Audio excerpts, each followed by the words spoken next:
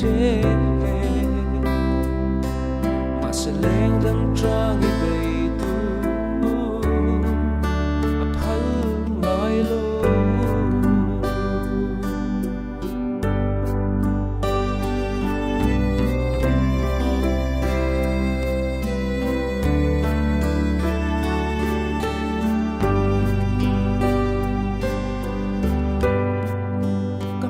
ngày parzu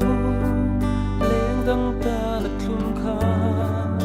itan hian klum ve silo ka phulo che ta liam ta nge lung ngai lo la i ngai nep kha amang ngai che a hop hello che a dem lo che mà sẽ lên đằng tra đi bầy tu a phal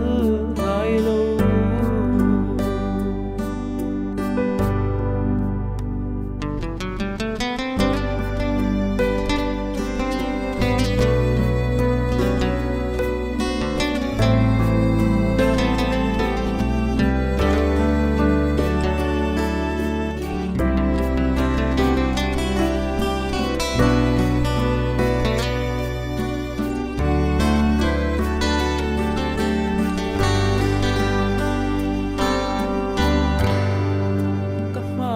parzu leng dang ta na klum kha itan hian klum ve silo ka phulo che ka liam ta nge lung ngai lo la i ngai nep kha a mang ngai che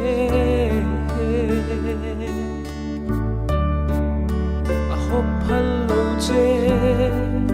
a dem lo che mà sẽ lên đằng tra nghi bầy tu